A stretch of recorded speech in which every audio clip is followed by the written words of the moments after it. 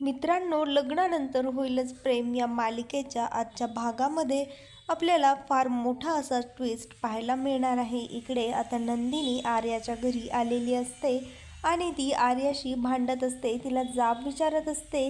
तिने हे सर्व कशासाठी केलं, तिने ते फाईल का चोरली, तिला हे बाळ त्यांना द्यायचं नाही आहे का, असे सगळे प्रश्न जीवा आणि नंदिनी हे दोघंजणही विचारत असतात. त्या झटापटीमध्ये मात्र ती म्हणत असते, अगं तू थांब, मी प्रेग्नेंट आहे, तू जरा मला समजून तरी घे, तू मला असं ओढत हॉस्पिटलमध्ये घेऊन जाऊ नकोस. त्यावर जीवा देखील म्हणत असतो, नंदिनी शांत हो. आणि तेवढ्यातच त्याचा मोबाईल आर्याच्या घरामध्ये सोफ्याखाली जाऊन पडतो आणि तिथेच रम्याचा चेन देखील पडलेला असतो. त्यानंतर जेव्हा तो मोबाईल काढण्यासाठी खाली वागतो तर त्याला तिथे चेन देखील दिसतो. ते पैंजण हातामध्ये घेऊन तो म्हणतो, खरं तर तुला काही कळतंय का, ह्याचा अर्थ काय आहे. त्यावर नंदिनी त्याला विचारते, काय जीवा, काय झालं, तुम्ही त्या पैंजणला ओळखता का, तो पैंजण नेमकं कोणाचं आहे. त्यावर तो म्हणतो, हो अगं नंदिनी, हे पैंजण तर रम्याचं आहे, मी तिच्या पायामध्ये हेच पैंजण पाहिलं आहे, नक्कीच हे पैंजण रम्याचं असणार. हे ऐकून जीवा अत्यंत प्रचंड चिडतो आणि त्या आर्याला जाब विचारतो, खरं सांग रम्या इथे कशासाठी आली होती, ती देखील तुझ्या ह्या प्लॅनमध्ये सामील आहे का. तेवढ्यातच ती म्हणते, आता मला सगळं काही लक्षात येत आहे. असं म्हणून ती म्हणते, जर ती फाईल रम्याच्या हाती लागली असेल तर मात्र नक्की फार मोठा अनर्थ घडेल, असं म्हणून आर्या रडायला लागते. त्यानंतर नंदिनी तिला शांत करण्याचा प्रयत्न करते. ती म्हणते, अगं तू शांत हो, निदान काय झालं ते तरी आम्हाला सांग व्यवस्थित. त्यावर ती रडत असते. त्यावर नंदिनी तिला खाली बसवते, पाणी प्यायला देते, तिला शांत करते. त्यानंतर तिला म्हणते, अगं आता तरी सांग नक्की काय झालं आहे. आणि आर्या तिला सांगत असते, खरं तर मला माफ कर, मीच त्या दोन्ही फाईल आणल्या होत्या आणि त्यानंतर त्या दोन्ही फाईल आणल्यानंतर माझ्याकडनं रम्या आणि माझा पाठलाग करत घरामध्ये आली. काल रात्री माझ्या घरची लाईट गेली होती, तरी देखील मला डाऊट हा आलाच होता तिच्यावरती की तिने हे असं कसं केलं असणार. नेमकी माझी लाईट गेली त्याच वेळेस इलेक्ट्रिशियन न बोलवता जरी माझ्या दारामध्ये कसा आला असं मला वाटतच होतं. मी तिला तिचं ID कार्ड देखील मागवलं, पण ज्या वेळेस मी तिला तिचं ID कार्ड मागवलं त्यावेळेसच तिने माझ्या तोंडावरती रुमाल टाकला आणि मला बेशुद्ध केलं. मला बेशुद्ध करून तिने ती फाईल चोरली. इथेच खालीच आमची झटापट देखील झाली, त्यावेळेसच हा चेन तिच्या पायातनं गळून पडला असेल, असं आर्या सांगत असते आणि रडत असते. हे ऐकताच जीवा मात्र प्रचंड चिडतो. तो म्हणतो, मुळात तू आमच्याकडचे पेपर्स चोरलेसच का, ह्यामागे तुझा काय हेतू आहे. तुला आता आम्हाला ते बाळ द्यायचं नाही आहे का. खरं तर मला आता तुझं तोंड देखील पाहण्याची इच्छा नाही आहे आणि मला ह्या गोष्टीचा फार सतत रिग्रेट होत राहणार की आम्ही अशा एका बाईच्या पोटामध्ये आमचं बाळ वाढवत आहोत जी चोरटी आहे. खरं तर आता मला फार टेन्शन आलं आहे की आम्ही असं करायलाच नको होतं. तुझ्या पोटामध्ये आमचं बाळ वाढवण्याचा आमचा डिसिजन खरंच चुकला. तुझ्यासारख्या घाणेरड्या बाईचं मला तोंड देखील पाहण्याची इच्छा नाही आहे. त्यावर आर्या त्याला म्हणते, खरंच सॉरी, मला माफ करा, खरं तर मी असं करायला नको होतं. पण तरी देखील जीवा शांत होत नाही, तिच्यावर ओरडत असतो. नंदिनी मात्र वारंवार जीवाला शांत करण्याचा प्रयत्न करत असते. त्यावर नंदिनीलाच तो रागवतो आणि म्हणतो, खरं तर नंदिनी, प्रत्येकच वेळेस आपण हिला पाठीशी घालत आलो आहोत, म्हणूनच तर हिने एवढं मोठं पाऊल उचललं. पण खरंच मला आजपासनं हिचं तोंड देखील पाहायचं नाही आहे. खरं तर आता ह्या क्षणी ही जर प्रेग्नेंट नसती तर मी हिच्या कानाखाली मारली असती. असं म्हणून तो हा आर्यावरती हात उचलतो, पण नंदिनी त्याला असं करण्यापासून अडवते आणि ती जीवाला म्हणत असते, जीवा आता जे झालं ते झालं, आता आपण काही करू शकत नाही. पण खरं तर मला आता ह्या गोष्टीचं टेन्शन आलं आहे की जर ती फाईल रम्याच्या आणि वसुआत्यांच्या हाती लागली असेल तर आत्तापर्यंत त्यांनी एव्हानं घरी सर्व काही खरं सांगून टाकलं असेल. जर घरी हे सर्व कळालं तर मात्र आपलं काही खरं नाही. एवढ्या दिवसांपासनं आपण हे सत्य ज्या गोष्टीसाठी लपवलं होतं, आता तेच घडणार आहे. आता नेमकीच त्या काव्याची एक्झाम देखील आली आहे आणि आत्ताच हे सर्व घडायला नको. उगाचच वसू आत्या आणि रम्याने सर्वांना हे सांगायला नको. तुम्ही एकदा प्लीज घरी बोलता का कोणाशी तरी कॉल करून, की घरी सध्या सगळी स्थिती कशी आहे, घरी सर्व काही ओके आहे ना? की रम्याने सर्वांना सांगितलं आहे, तुम्ही जरा फोन करून बघता का? तेवढ्यातच जीवा म्हणतो, हो तू काळजी करू नकोस, मी लगेचच पार्थ दादाला कॉल करून विचारतो.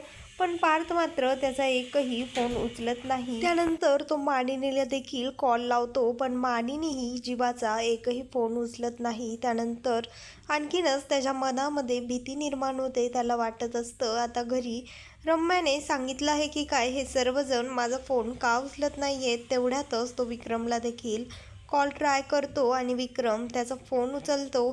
त्यावर तो विचारतो, बाबा तुम्ही काय करताय? त्यावर तो विचारत असतो, अरे मी काही नाही, पण तुम्ही सांगा तुम्ही दोघेजणं कुठे गेला आहात? तुम्ही काही घरी सांगितलं देखील नाही. त्यावर तो म्हणतो, खरं तर आम्ही आर्याकडे आलो आहोत. त्यावर विक्रम त्यांना म्हणतो, तुम्ही लवकरात लवकर घरी या, कारण बाहेर फार पाऊस आहे. त्यावर जीवा म्हणतो, खरं तर आम्ही येतो, पण घरी काही सर्व काही ठीक आहे ना बाबा? त्यावर विक्रम म्हणतो, हो इकडे सगळं ओके आहे, पण जीवा तू हे असं का विचारत आहे? त्यावर जीवा म्हणतो, काही नाही बाबा, तुम्ही म्हणालात ना बाहेर फार जोरदार पाऊस आहे, त्यामुळे सहजच मी विचारलं, सर्वजण घरची माणसं घरी आली आहेत ना? बस एवढंच, असं तो म्हणत असतो. आणि त्यानंतर काका जीवाला म्हणतात, ठीक आहे तुम्ही या लवकर घरी आणि येताना आर्याला देखील घेऊन या. मी मस्तपैकी की आपल्या सर्वांसाठी आईस्क्रीम मागवतोय. त्यानंतर जीवा नंदिनीला सांगतो, खरं तर घरी सर्व काही ठीक आहे, कोणालाही काहीही कळालेलं नाहीये, पण मला वाटतंय की ही अशी शांत का बसली असेल रम्या? तिचं असं शांत बसण्याचा मागे काय हेतू असेल? आणि बाबांनी आपल्याला लगेच घरी बोलवलं आहे आणि तिने येताना आर्याला देखील घरी आणायचं सांगितलं आहे, असं तो नंदिनीला म्हणतो. त्यानंतर इकडे वसू आत्या रम्याला म्हणत असते, अगं रम्या तू आणखी तेच विचार करत आहेस का? पण नक्की तू धमाका कधी करणार आहेस? त्यावर रम्या म्हणत असते, अगं आई करणार आहे, गुरुजींनी काय सांगितलंय तुझ्या लक्षात आहे ना?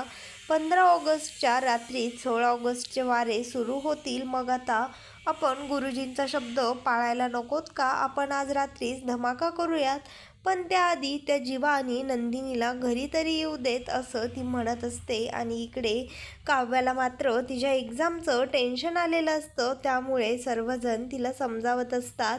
ते म्हणत असतात, अगं तू काय टेन्शन घेतेस, खरं तर तुझा सगळा अभ्यास झालेला आहे ना?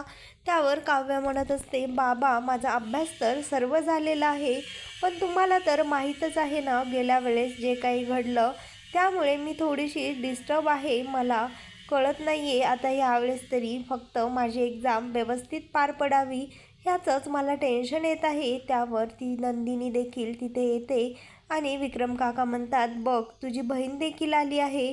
अगं ए नंदिनी, जरा हिला समजाव काहीतरी, बघ आता उगाचच तुझी बहीण टेन्शन घेत आहे.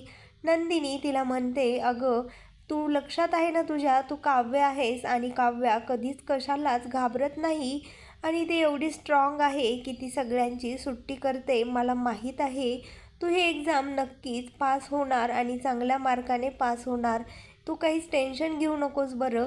खरं तर एक्झामनेच तुला घाबरायला हवं, उद्याच्या क्वेश्चन पेपरनेच तुला घाबरायला हवं, की आता आपल्याला सॉल्व करण्यासाठी काव्या मॅडम येत आहेत, असं म्हणून ती काव्याला हसवत असते. ती म्हणत असते, माझ्यावर विश्वास ठेव, तू पास आहेस 100%. आणि तेवढ्यातच तिथे वसू आत्यांची एंट्री होते. आणि आता वसू आत्या मात्र कोणत्या हेतूने आल्या आहेत हे तर माहीतच असतं.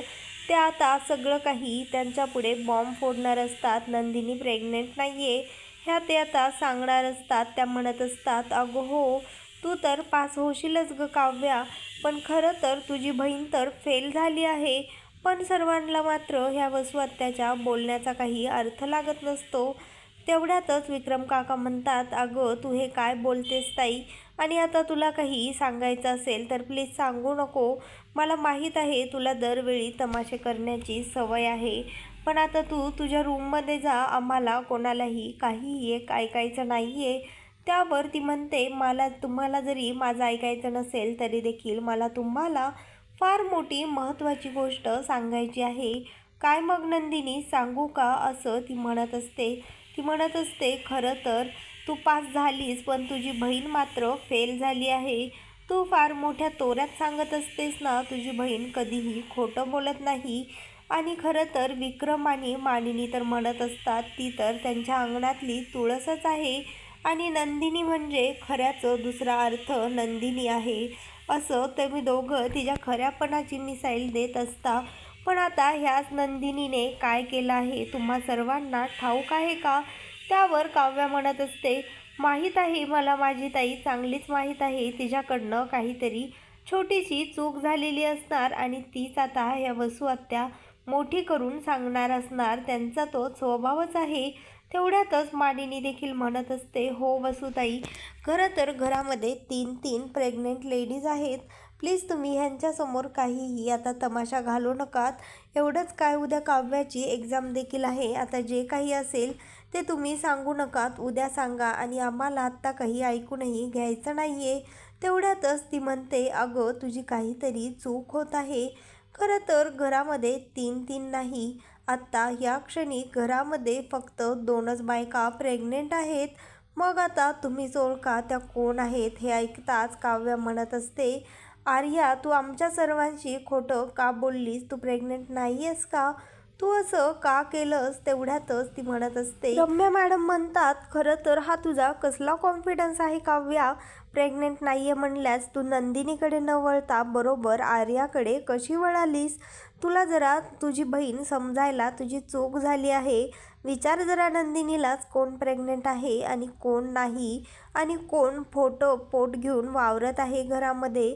हे ऐकताच नंदिनी मात्र वसू आत्यांना म्हणत असते, वसू आत्या प्लीज जाऊ द्या ना. खरं तर मला माहीत आहे तुमची माझ्याशी दुश्मनी आहे. मला हेही माहीत आहे मी तुम्हाला जरा देखील आवडत नाही आहे. पण तुम्ही प्लीज आत्ता ह्या सर्वांसमोर हा विषय नको. हवं तर आपण तुमच्या रूममध्ये जाऊन बोलूयात. तुम्हाला मला तिथे जे काही सजा द्यायची आहे, जसं वागवायचं आहे तसं वागवा.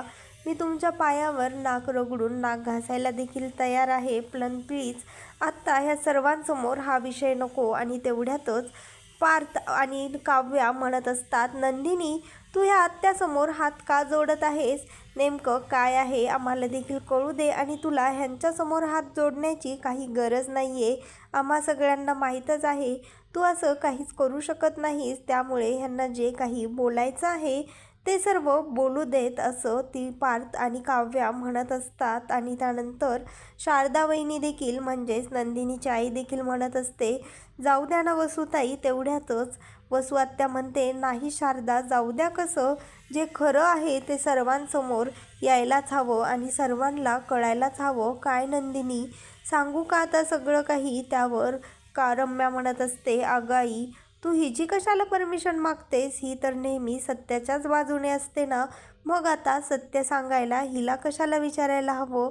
तू जे काही आहे ते सांगून टाक. त्यावर वसू आत्या नंदिनीच्या पोटावर खणाखणा हाताने मारतात आणि म्हणतात, खरं तर ही प्रेग्नेंटच नाही आहे. तेवढ्यातच सर्वजण हे पाहून वसू आत्यांना अडवण्याचा देखील प्रयत्न करतात. पण वसू आत्या आवरत नाहीत आणि त्यावर नंदिनीच त्यांचा हात पकडते आणि म्हणते, बास वसू आत्या, आणि रडायला लागते. तेवढ्यातच काव्या जोरात ओरडते, बास झालं, तुम्ही हे काय करताय? तिला त्रास होईल. आणि तेवढ्यातच वसू आत्या तिला म्हणतात, ओरडू नकोस काव्या, तुला त्रास होईल. एक वेळेस तू हे असं ओरडल्याने तुझ्या पोटातल्या बाळाला थोडासा त्रास होईल. पण मी हिच्या पोटावर किती जरी मारलं तरी देखील हिच्या पोटातल्या बाळाला काहीही त्रास होणार नाही. कारण हिच्या पोटामध्ये कसलंही बाळ नाही आहे आणि हिचं पोट रिकामं आहे, असं त्या म्हणतात. सर्वांचे चेहरे आश्चर्याने सर्वजण नंदिनीकडे पाहू लागतात. आणि त्यानंतर मानिनीला तर मोठा धक्काच बसतो. जीवा मात्र रडत असतो. त्याच्या डोळ्यातनं पाणी येत असतं आणि नंदिनी देखील रडत असते. आत्यांची गयावया करत असते की प्लीज तुम्ही असं करू नकात, काही सांगू नकात, आपण तुमच्या रूममध्ये जाऊन बोलूयात. पण आत्या मात्र तिच्याकडे बघतही नाहीत आणि मानिनीला म्हणत असतात, बघ मानिनी, हिचं कधीच मिसकॅरेज झालं आहे, पण एवढी मोठी गोष्ट तुमच्या सर्वांपासनं लपवून ठेवली. हे ऐकताच इकडे काव्याला मात्र चक्कर येते आणि त्यानंतर त्या नंदिनीला मानिनीच्या समोर ढकलतात आणि त्यानंतर वसू आत्या मानिनीला म्हणत असते, काय ग मानिनी, आता तुझ्या लाडक्या सुनाला तू काय शिक्षा देणार, असं तिला वारंवार त्या विचारत असतात. आणि मानिनीचा राग संताप अनावर होतो. मानिनी नंदिनीच्या जवळ येते आणि खाडकन नंदिनीच्या कानाखाली मारते. हे पाहून सगळेच जण आश्चर्यचकित होतात. जीवा थांब म्हणून तो म्हणतो, आई खरं तर ह्या सगळ्यामध्ये तिच्या एकटीची चूक नाही आहे आणि तिने हे सर्व आम्ही जे काही केलं ते फक्त काव्यासाठी केलं, असं तो म्हणत असतो. तर मित्रांनो, आता उद्या नक्की देशमुखांच्या घरामध्ये काय घडणार आहे हे पाहण्यासाठी आत्ता चॅनलला लाईक, शेअर आणि सबस्क्राईब मात्र नक्की करा. व्हिडिओ आवडलेला असल्यास व्हिडिओला कमेंट देखील करा.